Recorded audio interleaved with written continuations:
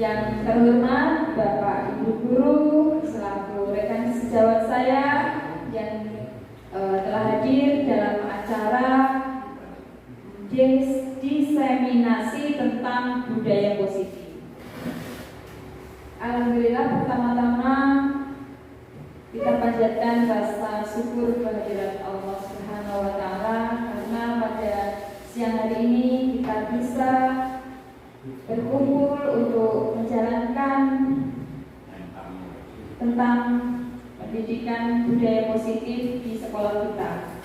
Yang kedua, salawat serta salam kita haturkan kepada junjungan Nabi besar Muhammad SAW. Semoga di akhir nanti kita akan mendapatkan syafaat dari beliau.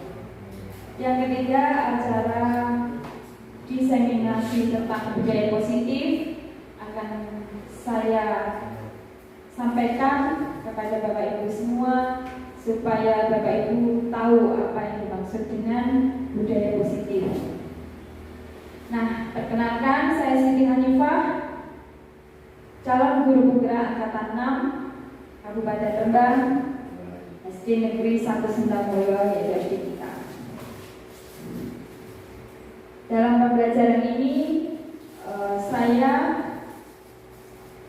mendapat bimbingan dari Bapak Fasilitator, yaitu Bapak Irwan Rozani, dan pengajar praktek yaitu Ibu Siti Rusmiati.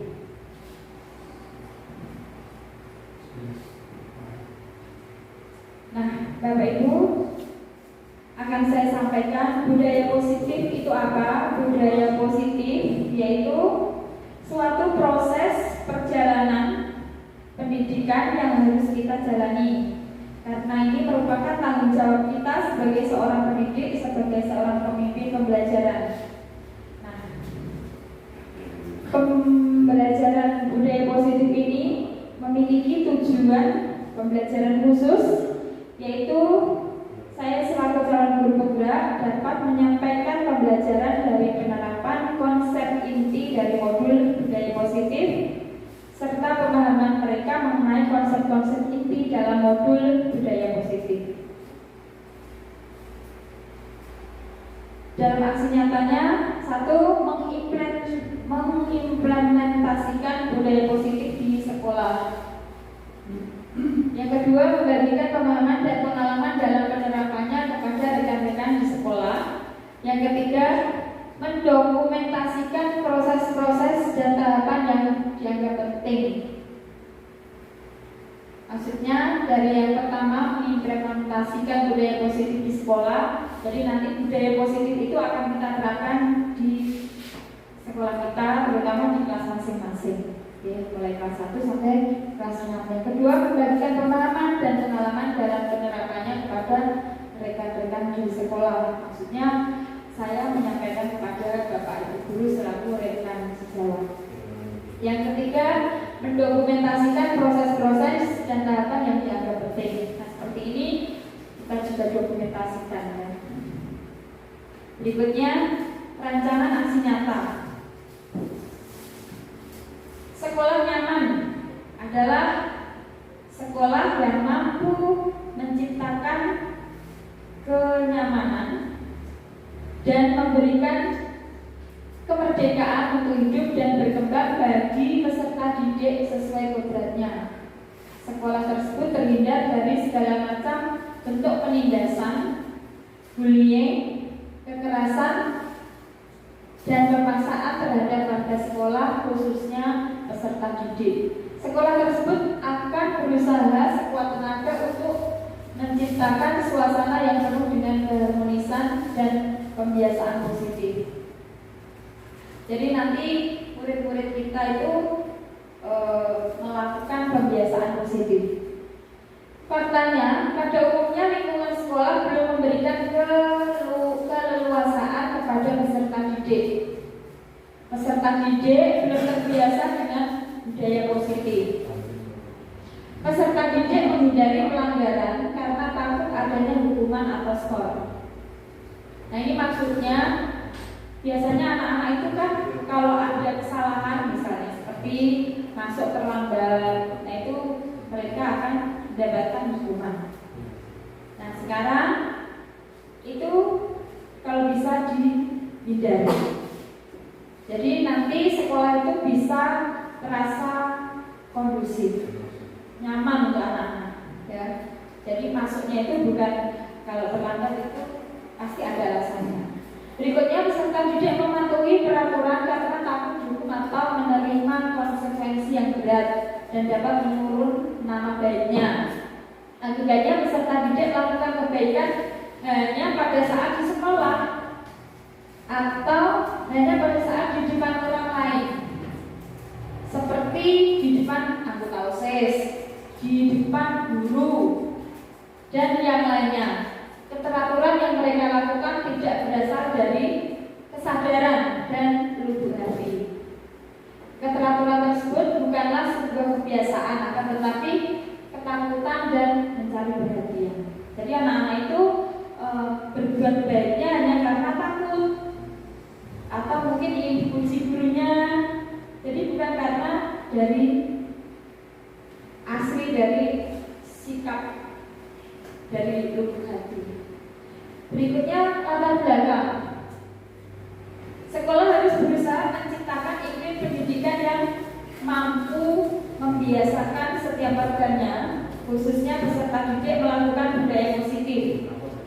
Budaya yang mengantar kuat dan menjadi sebuah kebiasaan yang dilakukan secara kontinu dan sadar oleh setiap warga sekolah. Jadi budaya positif itu harus dilakukan secara terus-menerus, tidak hanya pada saat kita berikan bimbingan, terus berikutnya tidak kita dampingi. Jadi anak-anak itu harus kita dampingi terus sampai mengakar di hatinya. Kalau budaya positif itu sebuah pembiasaan. Nah, kalau pembiasaan itu dilakukan terus-menerus akan menjadi karakter. Nah, karakter itu intinya ciri khas ya. Mereka akan memiliki sikap yang positif. Nah, setelah itu anak-anak itu sekolahnya akan tercipta budaya positif. Semua pihak harus terlibat dalam pembiasaan positif tersebut. Pembiasaan positif yang merupakan budaya positif akan menjadi budaya sekolah. Budaya yang dipegang teguh oleh seluruh warga sekolah dan menjadi kekhasan dari sekolah tersebut. Budaya tersebut harus terintegrasi dalam seluruh kegiatan sekolah, baik dalam praktek pembelajaran, proses pembelajaran, ataupun di luar kelas, seperti dalam kegiatan ekstrakurikuler. Pertanyaannya adalah, bagaimana budaya positif dapat tumbuh dan tertanam dalam proses pembelajaran? Bagaimana budaya positif dapat terbiasa dilakukan dalam kegiatan ekstrakurikuler? Harapannya, jika budaya positif mengakar dalam diri setiap peserta didik, maka secara tercipta profil pelajar Pancasila melalui nilai keyakinan dari motivasi intrinsik siswa. Jadi motivasi intrinsik siswa itu perlu digali. Kenapa? Karena itu betul-betul ada di dalam dari hati. Kalau ekstrinsik itu kan dari luar, mungkin pengaruh dari bapak ibu guru atau teman. Nah itu pengaruh dari luar. Tapi yang terpenting adalah pengaruh yang berasal dari dalam. Kalau anak-anak itu memiliki kebiasaan baik, positif, maka nanti seterusnya akan positif. Berikutnya,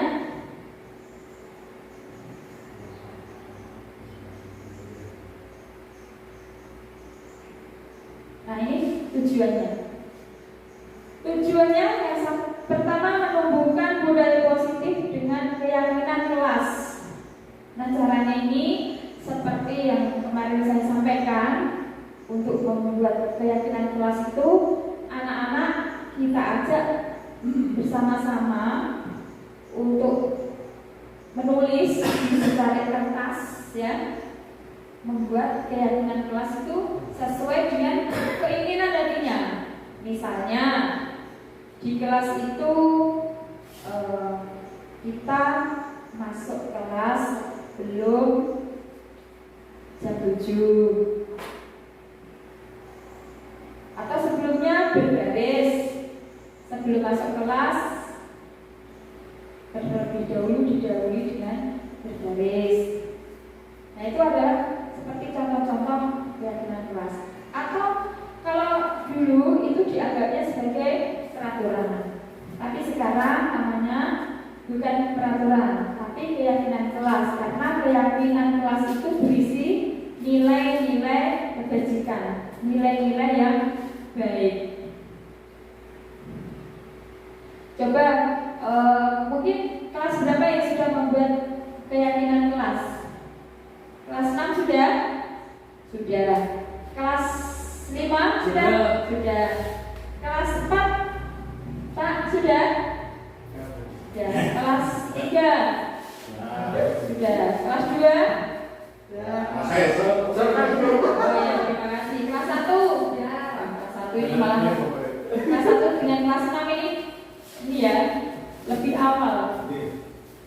Terima kasih atas partisipasinya. Ini akan membantu kita mengerti anak-anak kita itu kemauannya apa. Dan kita sebagai guru itu memiliki kewajiban untuk menuntun. Kalau zaman dulu kita menuntut supaya anak itu pintar, ya semua ingin anak pintar ya. Tapi diberi tugas yang harus diselesaikan dari itu juga. Nah, kalau seperti tugas di dalam keyakinan kelas ini kita tidak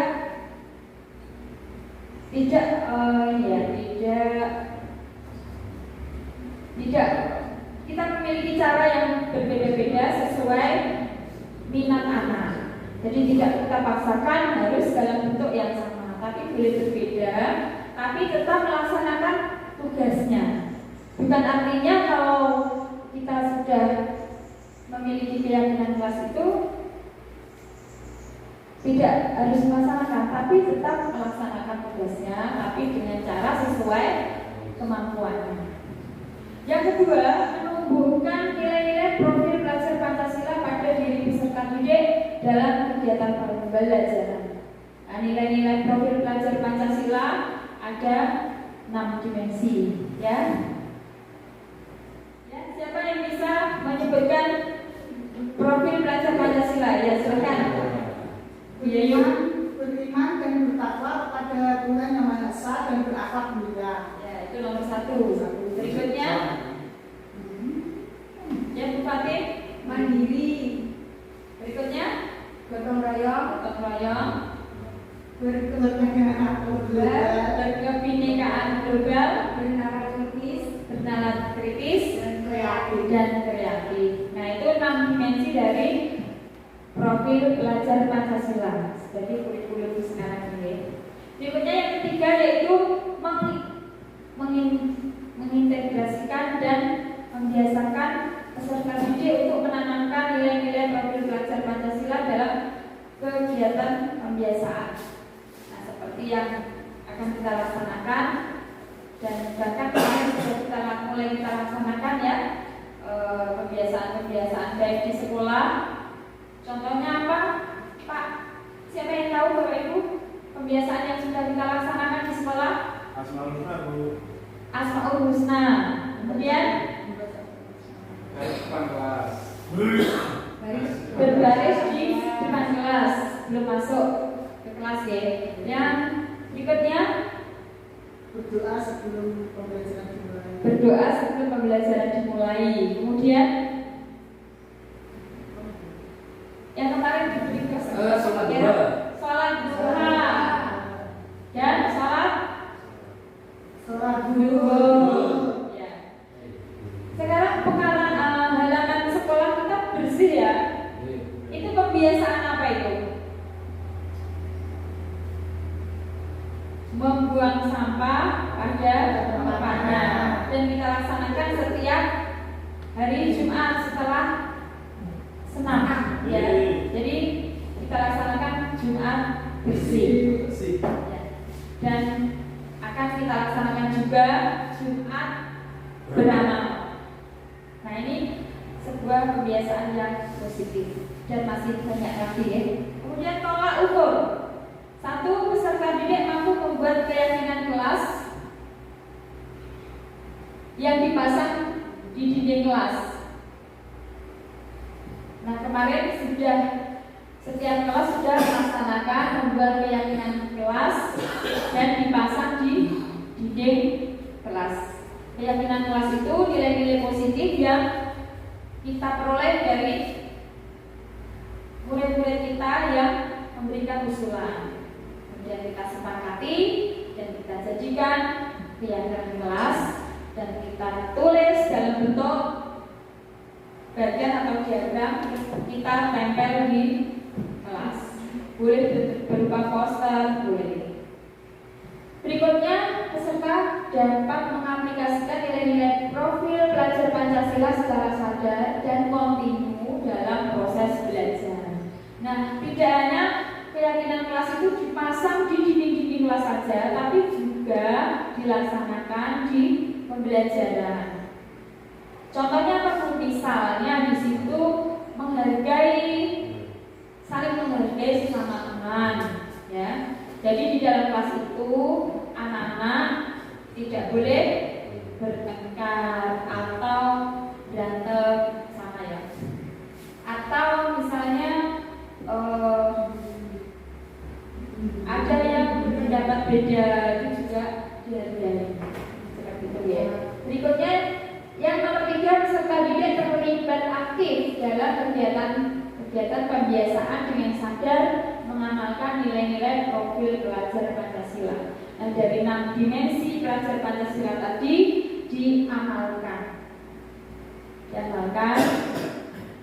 diimplementasikan di dalam kelas maupun dalam kehidupan sehari-hari. Minimasi tindakan. Nomor 1, sosialisasi kepada seluruh warga sekolah meliputi kepala sekolah, guru, peserta didik, dan tenaga kependidikan terkait disiplin positif, kesepakatan kelas, dan profil pelajar Pancasila. Yang nomor 2, guru menjelaskan tentang pengertian dan pentingnya keyakinan kelas. Yang ketiga, guru memfasilitasi peserta didik untuk membuat keyakinan kelas. Tadi yang sudah saya jelaskan ya, anak-anak diajak untuk membuat keyakinan kelas, kemudian dipajang hasilnya. Nah, mereka pasti akan sadar karena itu hasil dari anak-anak sendiri yang berpendapat. Kalau peraturan kan yang membuat guru, ya. Kalau keyakinan kelas ini yang membuat anak, kemudian disepakati di dalam kelas itu sendiri. Berikutnya, keyakinan kelas yang telah disepakati selanjutnya ditandatangani seluruh warga kelas dan dipasang di dinding kelas. Nah, kemarin sudah ada tanda tangannya belum? Belum ya? Belum. Nah, nanti ditandatangani, berarti itu harus dilaksanakan. Yang kelima, sosialisasi kepada seluruh peserta didik baru tentang penumbuhan karakter dengan mengikuti kegiatan pembiasaan di sekolah. Yang keenam, menumbuhkan, menanamkan, dan membiasakan nilai-nilai profil pelajar Pancasila dan kegiatan pembelajaran di kelas dan kegiatan pembiasaan.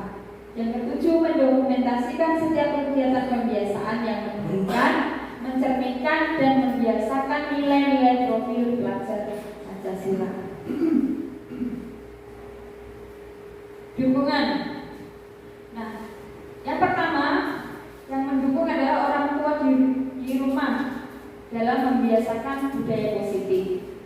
Nah, ini nanti orang tua juga bisa kita sampaikan di saat ada rapat wali murid atau di saat pembagian rapor kepada wali murid. Ini bisa kita sampaikan budaya positif ini. Yang kedua, warga sekolah sebagai role model atau teladan bagi peserta didik dalam menanamkan budaya positif. Nah, semua warga sekolah termasuk Bapak Ibu guru, saya sendiri, dan anak-anak itu termasuk warga sekolah. Nah, ini kita ini menjadi teladan ya. Kita menjadi teladan untuk murid-murid.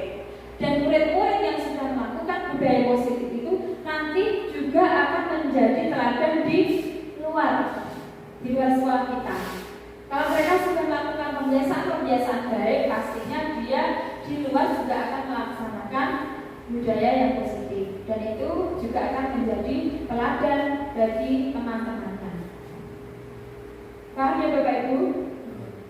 Kemudian yang ketiga, seluruh warga sekolah berkolaborasi, bergotong royong, dan bergerak bersinergis dalam menciptakan serta membiasakan budaya positif di sekolah. Nah, budaya positif ini walaupun ini sesuatu yang baik, tapi kita ini juga butuh untuk selalu berkolaborasi, bergotong royong.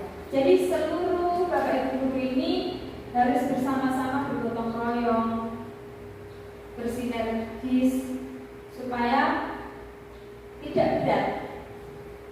Kalau ada satu guru yang siap, yang lain tidak, pastinya akan terasa berat. Nah, kalau Bapak Ibu semua secara berkolaborasi melaksanakan budaya positif ini, pasti terasa ringan, dan itu akan kita laksanakan secara berkelanjutan. Nah, yang akhirnya akan menumbuhkan budaya positif di sekolah kita. Berikutnya, berdasarkan penerapan tahapan Bagja. Bagja itu kepanjangan dari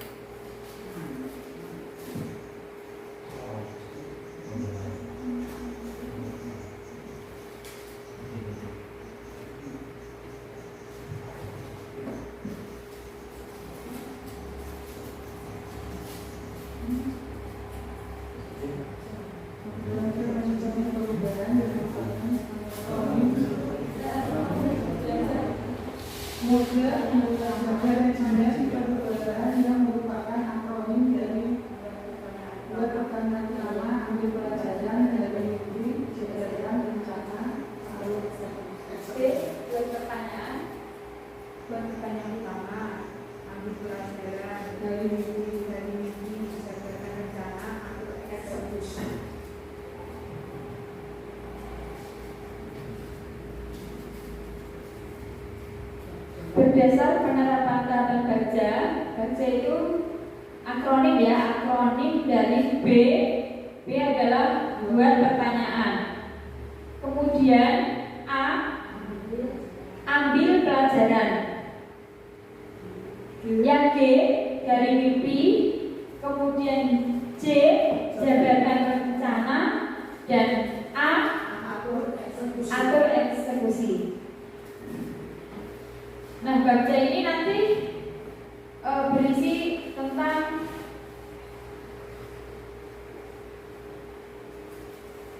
pertanyaan-pertanyaan yang akan kita jawab dengan menggali aset-aset positif yang ada di sekolah kita.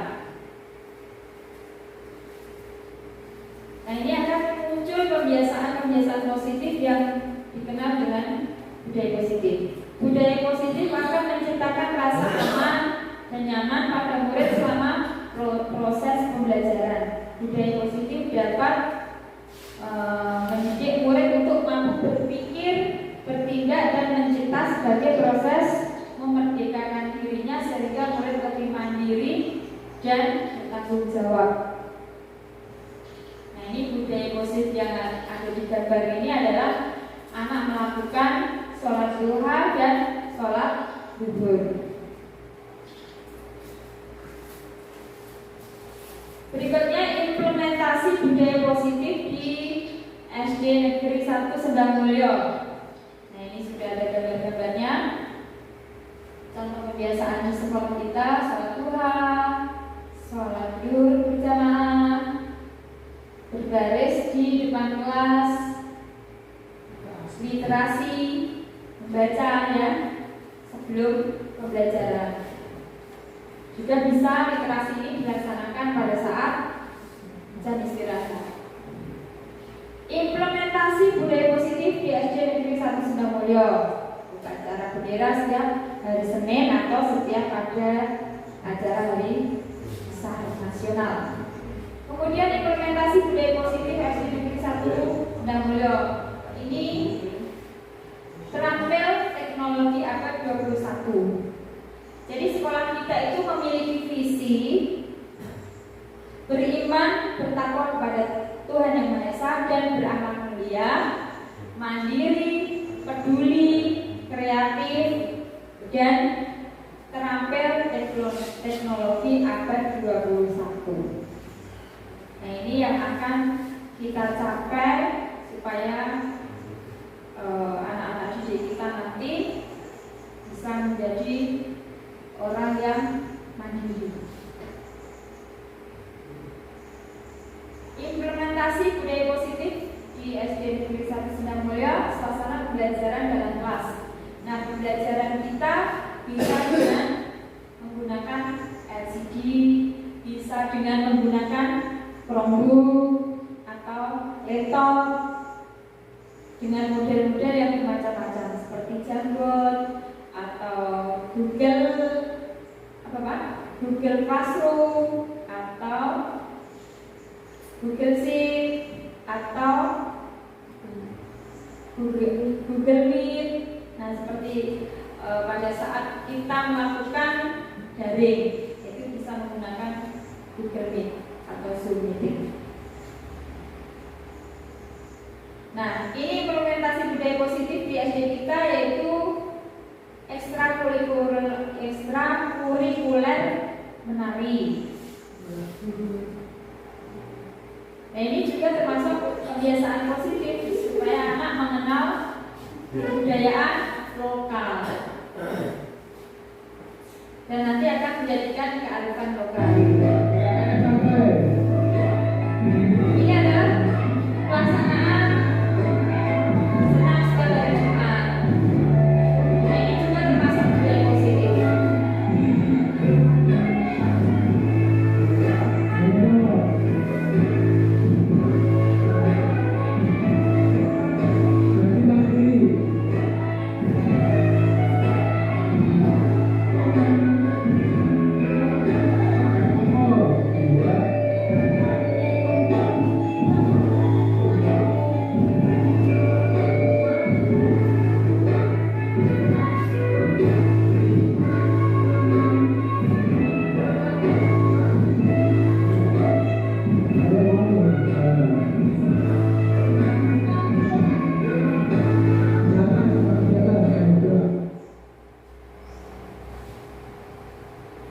Berikutnya adalah budaya positif tentang apa anak-anak itu, Bapak Ibu?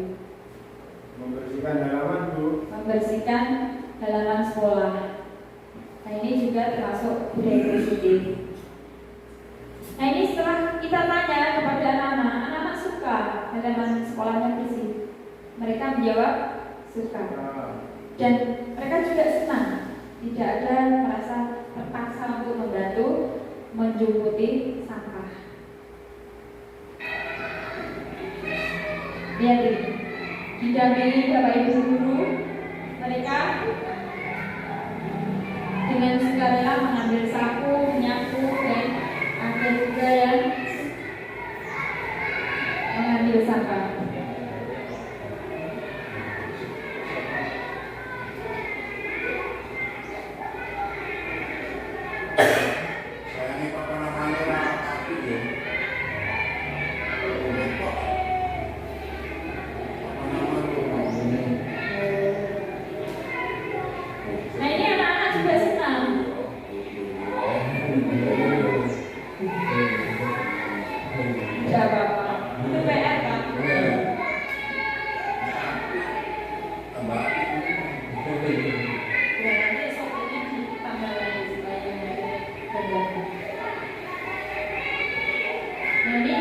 Sama-sama juga.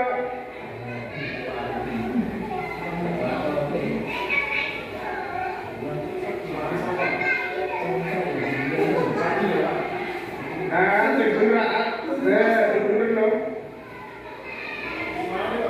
Ayo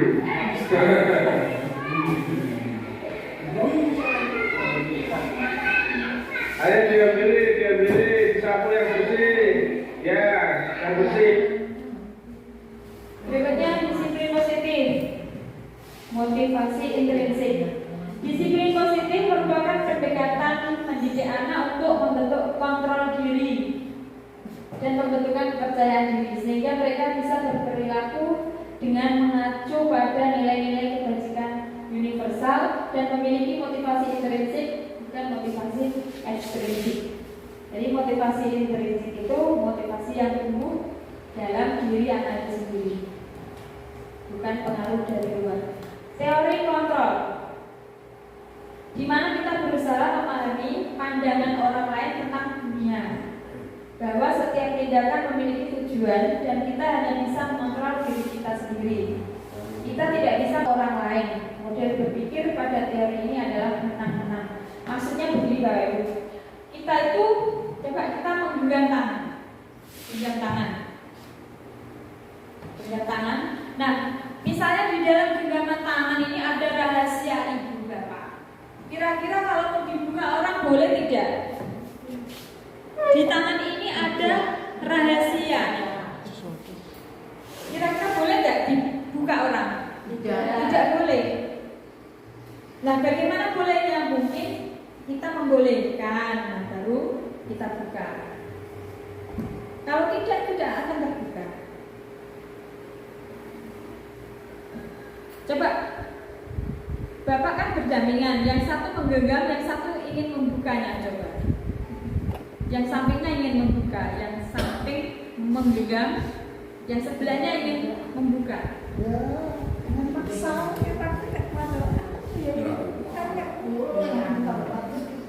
Tidak bisa ya. Berarti kita itu hanya bisa mengontrol diri kita sendiri. Kita tidak bisa mengontrol orang lain.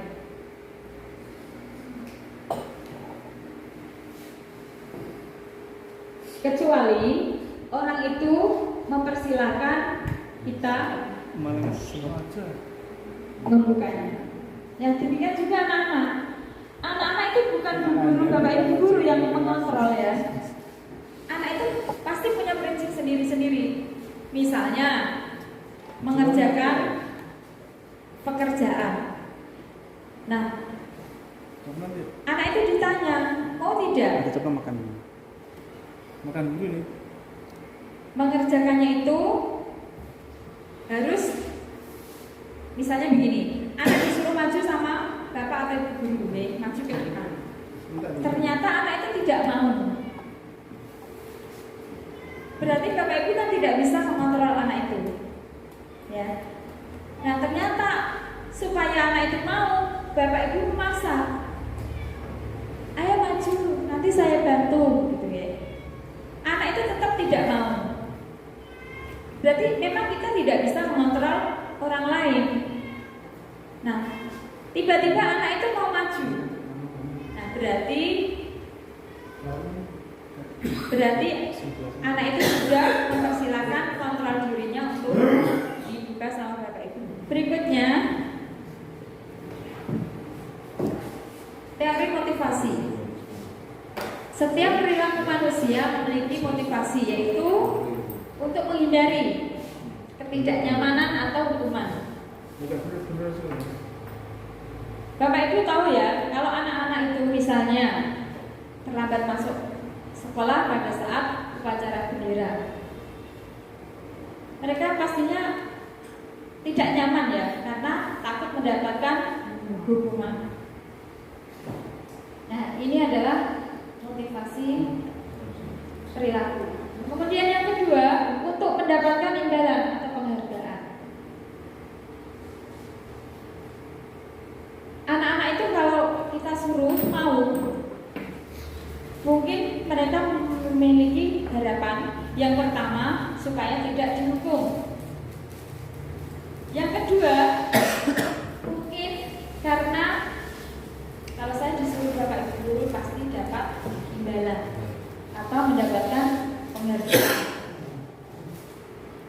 Yang ketiga, untuk menjadi orang yang yang mereka inginkan dan menghargai diri sendiri dengan nilai-nilai yang mereka percaya. Nah, ini yang paling penting untuk menjadi orang yang mereka inginkan dan menghargai diri sendiri. Jadi mereka datang tidak terlambat itu bukan karena takut dihukum atau supaya mendapatkan hadiah atau imbalan dari bapak ibu guru, tapi mereka merasa menghargai dirinya sendiri karena memang kewajiban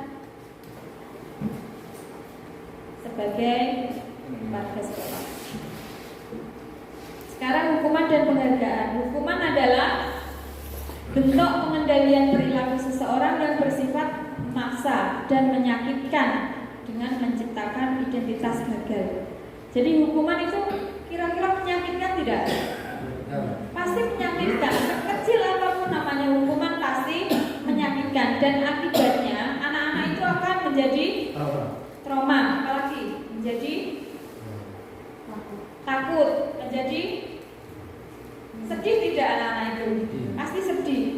Dan kadang-kadang ada yang lebih parah, mereka akan timbul dendam kepada bapak ibu guru yang pernah menghukumnya.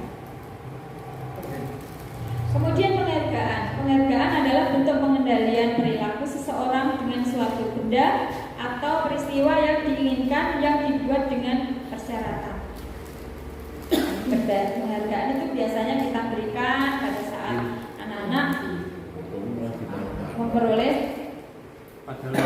prestasi baik. Berikutnya keyakinan kelas.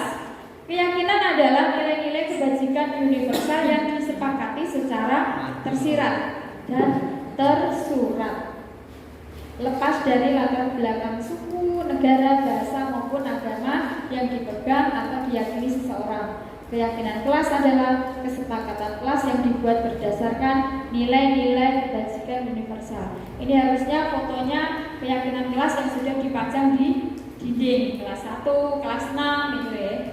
Yang difotokan di sini.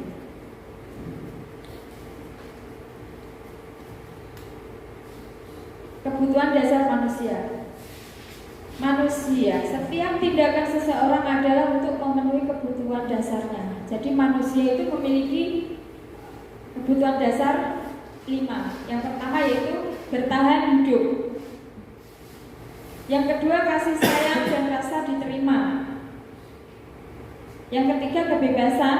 Yang keempat kesenangan. Dan yang kelima penguasaan. Yang pertama bertahan hidup itu maksudnya apa? Kita melakukan kegiatan itu untuk bertahan hidup. Misalnya bagaimana? Kira-kira yang bisa? Bekerja untuk bertahan hidup. Misalnya ada contoh seperti ini. Anak di kelas merebut makanan temannya. Nah ini bisa ada 5 alasan. Kalau yang pertama bertahan hidup, berarti mungkin dia tidak punya makanan, dia lapar, makanya temannya makanannya diambil, direbut. Itu untuk bertahan hidup. Alasan yang pertama.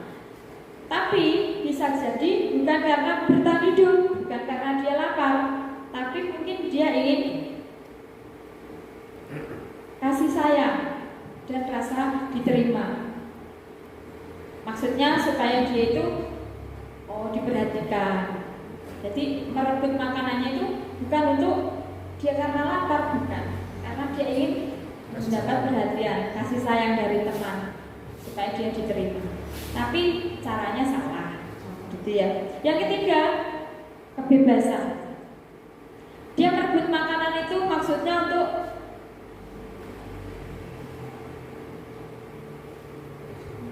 bebas. Itu dia mempunyai apa ya? Mempunyai pandangan kalau dia itu mempunyai kebebasan untuk mengerjai atau membuli temannya tadi, bebas ya. Berikutnya kesenangan. Jadi dia senang kalau bisa merebut makanan temannya, itu hatinya senang. bukan karena lapar atau bukan karena perhatian, tapi dia senang, suka mengganggu orang itu dia senang. Berikutnya penguasaan. Kalau dia merebut makanan temannya, berarti dia itu hebat. Dia merasa anak itu takut. Dia yang menjadi geng atau penguasa di kelas itu. Ya, jadi satu kasus seperti merebut makanan dari temannya itu belum tentu untuk bertahan hidup, tapi bisa ada alasan yang bermacam-macam. Nah itu sebagai guru kita perlu tahu kenapa anak ini kok merebut makanan temannya. Tidak boleh langsung dianggap berarti ini kita serius dulu. Kenapa anak itu kok merebut makanan temannya? Dan nanti baru kita arahkan.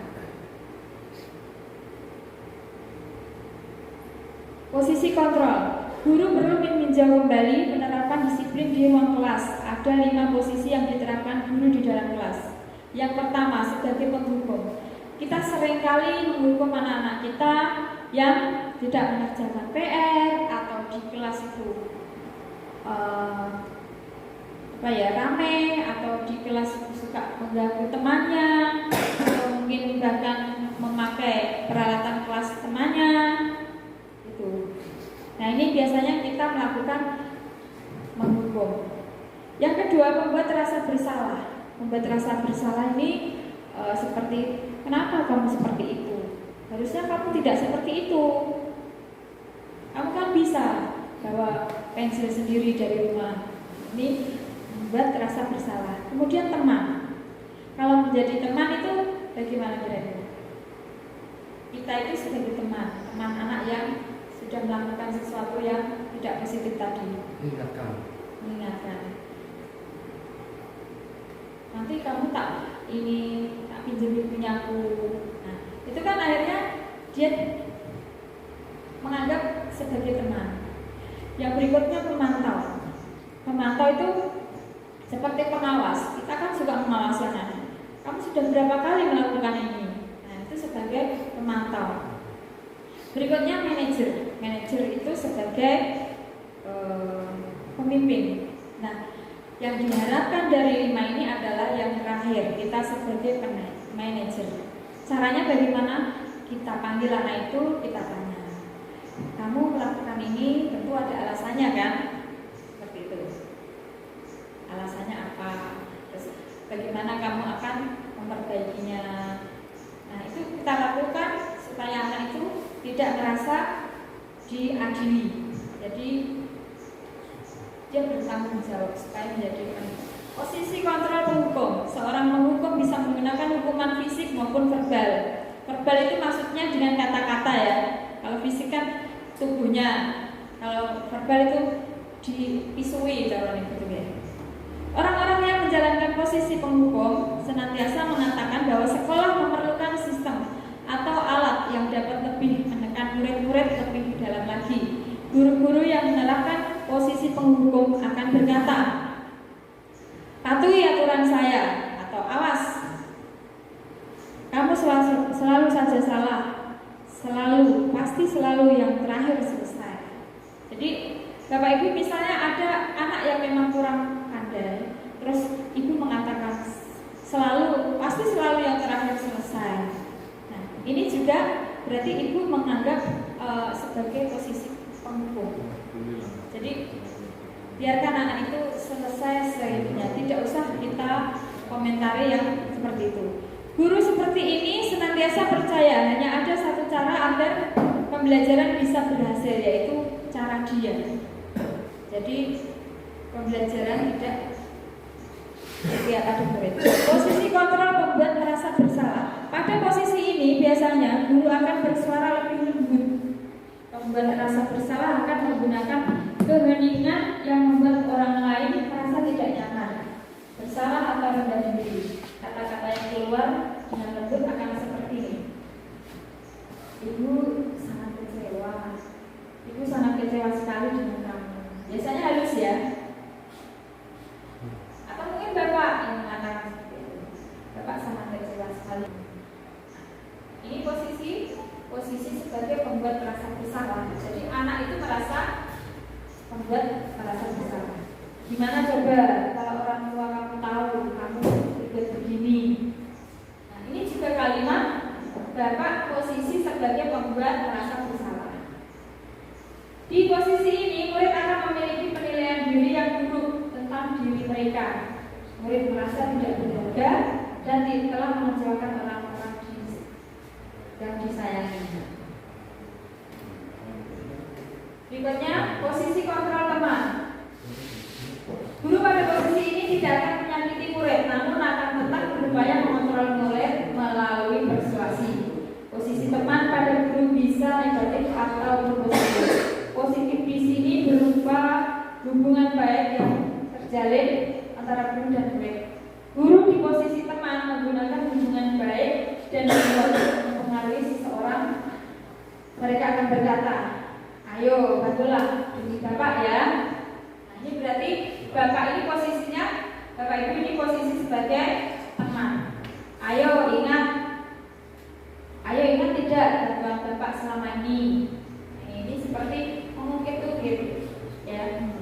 Ya sudah, kali ini tidak apa-apa, nanti Ibu bantu bereskan.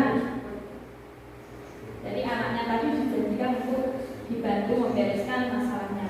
Hal negatif dari posisi teman adalah bila suatu saat guru tersebut tidak membantu, maka murid akan kecewa dan berkata, saya pikir Bapak Ibu teman saya. Murid merasa dikecewakan dan tidak mau lagi berusaha. Hal lain yang mungkin timbul adalah murid hanya akan bertindak untuk guru tertentu dan tidak untuk guru lainnya. Murid akan tergantung pada guru yang menjanjikan tadi, dengan guru yang lain tidak. Itu kelemahannya posisi sebagai teman. Posisi kontrol pemantau. Memantau berarti mengawasi. Pada saat kita mengawasi, kita bertanggung jawab atas perilaku orang-orang yang kita awasi. Posisi pemantau berdasarkan pada peraturan-peraturan dan konsekuensi. Dengan menggunakan sanksi atau konsekuensi, kita dapat memisahkan hubungan pribadi kita dengan murid. Dari seseorang yang menjalankan posisi pemantau, pertanyaan yang diajukan seorang pemantau, peraturannya apa? Pasti begitu. Apa yang telah kamu lakukan? Sanksi atau konsekuensinya apa? Itu biasanya kalau bertanya, kan sudah membuat peraturan dan konsekuensi. Itu pasti kita akan tanyakan. Seorang pemantau sangat mengandalkan penghitungan, catatan data yang dapat digunakan sebagai bukti atas perilaku seseorang.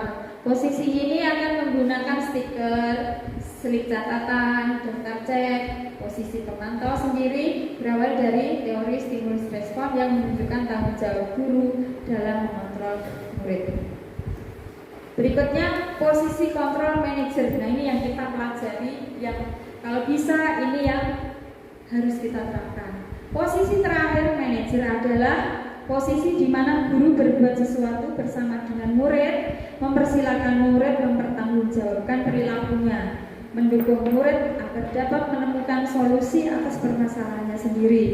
Seorang manajer telah memiliki keterampilan di posisi teman maupun pemantau, dan dengan demikian bisa jadi di waktu-waktu tertentu kembali kepada kedua posisi tersebut bila diperlukan. Namun bila kita menginginkan murid-murid kita menjadi manusia yang merdeka, mandiri dan bertanggung jawab, maka kita perlu mengacu kepada restitusi yang dapat menjadikan murid kita seorang manajer bagi dirinya sendiri.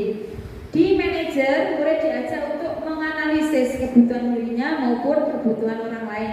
Di sini penekanan bukan pada kemampuan membuat konsekuensi, namun dapat berkolaborasi dengan murid bagaimana memperbaiki kesalahan yang ada. Posisi kontrol manajer. Seorang manajer akan berkata, apa yang kita yakini? Apa kamu meyakininya? Jika kamu meyakininya, apakah kamu bersedia memperbaikinya? Jika kamu memperbaiki ini, hal ini menunjukkan apa tentang dirimu? Apa rencana kamu untuk memperbaiki hal ini?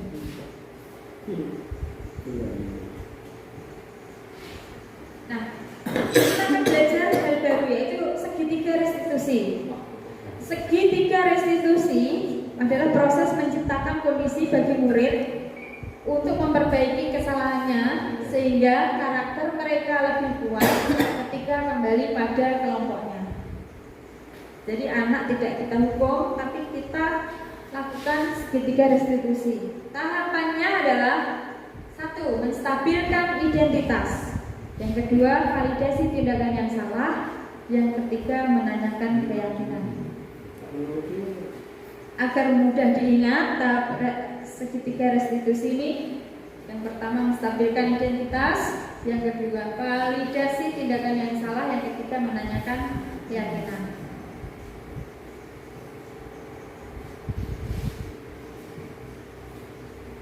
Nah, dengan mempelajari modul 1.4 tentang budaya positif, saya berharap bisa berkontribusi dalam menerapkan kebiasaan-kebiasaan baik yang akan menjadi karakter-karakter baik, dan karakter baik itu akan membangun budaya positif. Perlu kontribusi dan kolaborasi semua pihak, sadar budaya positif ini terbangun. Memang bukan hal yang mudah, tetapi jika dimulai dari diri sendiri, Bapak Ibu, dimulai dari sekarang, dimulai dari hal kecil, perlahan-lahan budaya positif akan terbentuk untuk mencapai tujuan pendidikan, kebahagiaan, dan keselamatan yang setinggi-tingginya bagi murid-murid kita. Bapak Ibu, kita lanjut budaya positif tentang segitiga restitusi. Kali ini akan kita berikan contoh demonstrasi kontekstual tentang budaya positif yang telah saya laksanakan di sekolah kita.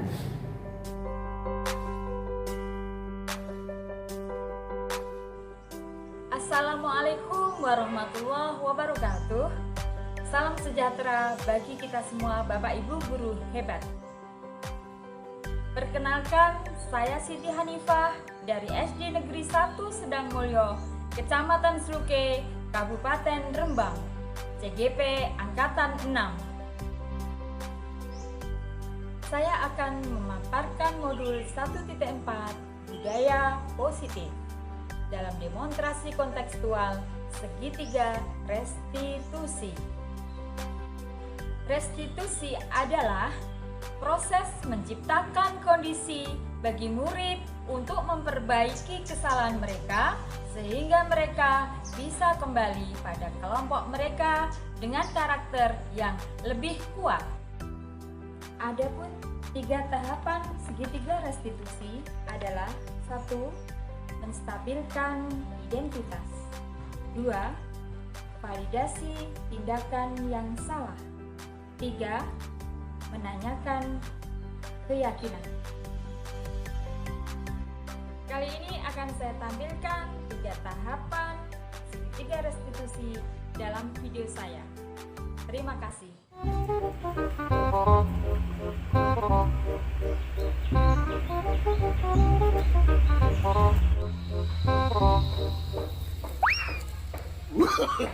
Mana mangganya?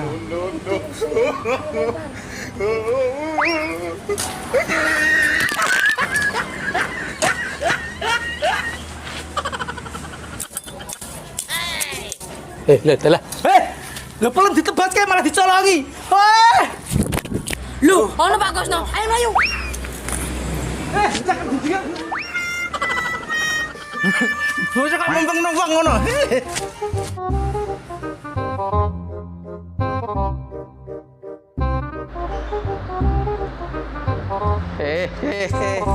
Iki apa sing njupuki pelem?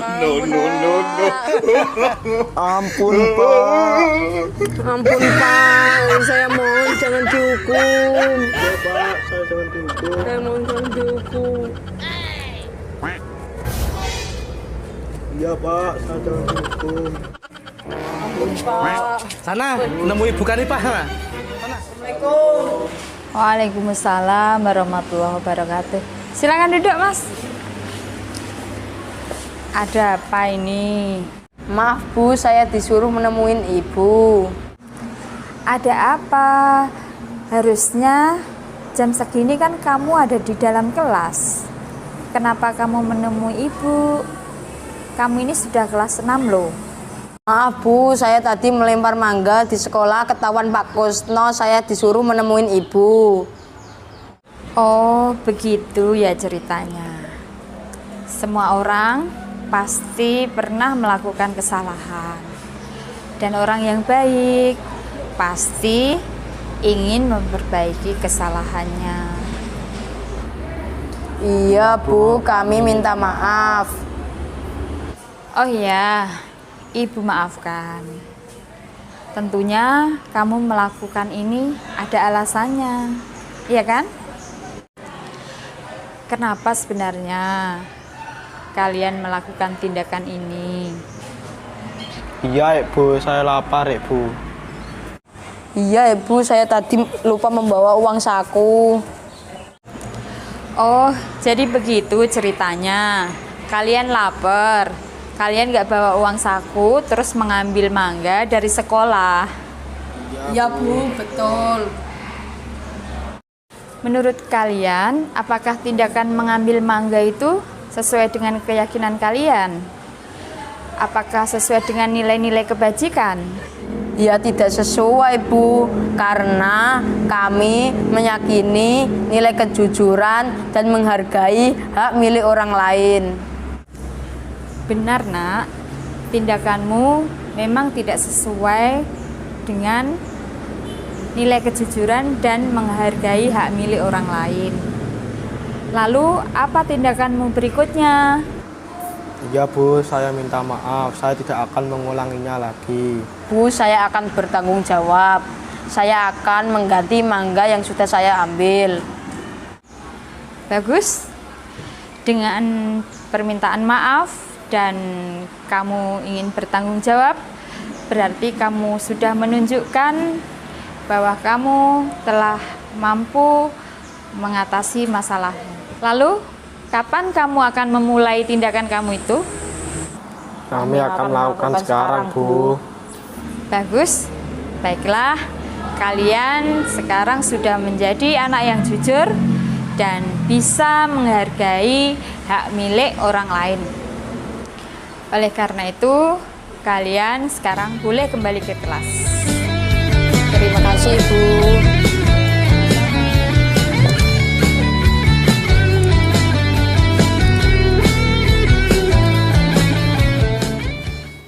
Bapak Ibu yang terhormat, terima kasih atas partisipasi Bapak Ibu.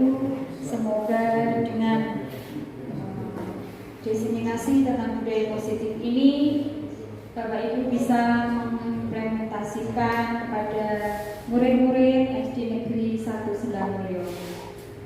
Semoga bermanfaat. Cukup sekian. Wassalamualaikum warahmatullahi wabarakatuh.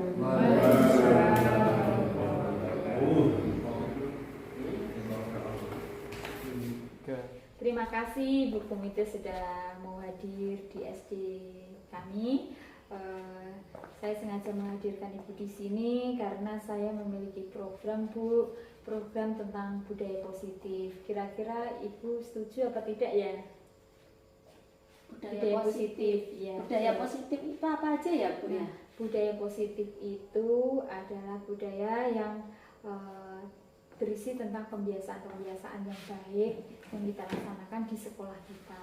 Contohnya, anak sebelum datang, Bapak Ibu guru sudah ada di depan pintu gerbang. Jadi kita menyambut murid-murid itu dengan senang hati supaya mereka itu merasa terjaga. Oh, sudah ada Bapak Ibu guru di depan gerbang begitu. Atau juga berbaris Bu, sebelum masuk kelas itu anak-anak sudah berbaris terlebih dulu, terus bersalaman dengan Bapak Ibu guru guru kelasnya. Yang berikutnya yaitu membaca Asmaul Husna. Sebelum pembelajaran dimulai itu anak-anak sudah berdoa, kemudian baca Asmaul Husna. Ya. Berikutnya ini Bu, sholat duha. Jadi waktu bisa dilaksanakan waktu pagi sebelum masuk juga bisa dilaksanakan waktu istirahat. Dan ini bergantian tiap hari, dimulai dari kelas tinggi dulu, kelas 6, kemudian kelas 5, hari berikutnya nanti kelas 4, kelas 3, kelas 2, sampai kelas 1 juga belajar sholat duha. Nah, untuk khusus kelas tinggi, mereka akan melaksanakan pembiasaan baik sholat duha berjamaah di sekolah juga. Kemudian ya, ada acara juga Jumat Beramal Bu, Jumat Beramal. Jadi anak-anak itu iuran seikhlasnya. Kemudian setelah itu ada kebiasaan mengambil sampah yang ada di halaman kelas dan yang ada di dekat meja kursinya di kelas.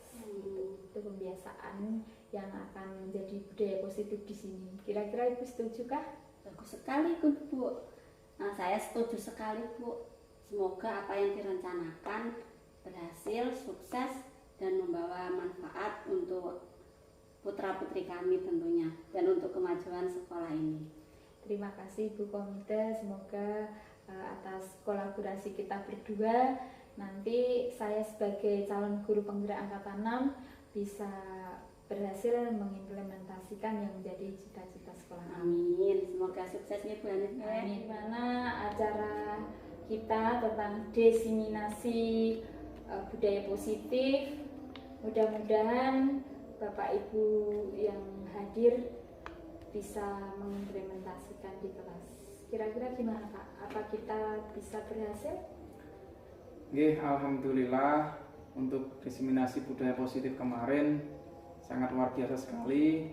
Kami sebagai guru merasa tergerak hatinya menjadikan sekolah ini semakin maju dengan adanya guru jenengan sebagai calon guru penggerak yang insya Allah menjadi guru penggerak.